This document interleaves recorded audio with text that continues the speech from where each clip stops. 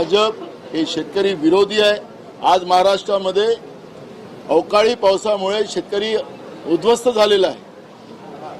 पिकं नाहीशी झालेली आहेत। शेतीचा हंगामाला शेतकऱ्यांजवळ पैसे नाहीत। घेतलेलं जे धान्य होतं त्याचे पैसे अजूनपर्यंत शेतकऱ्यांनी दिले नाहीत। बोनस देण्याचं आश्वासन दिलं ते बोनस शेतकऱ्यांना देत नाही।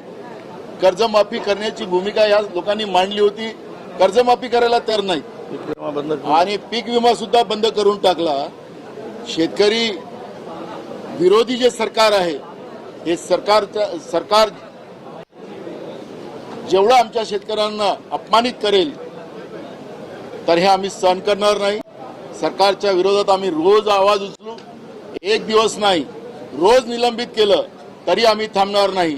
उद्या पुन्हा आम्ही शेतकऱ्यांचे प्रश्न मांडू जिथपर्यंत लोणीकर आणि राज्याचे कृषी मंत्री यांच्यावर कारवाई होत नाही आणि राज्याच्या मुख्यमंत्र्यांनी शेतकऱ्यांची माफी मागितल्याशिवाय आम्ही लोक आता शांत बसणार नाही।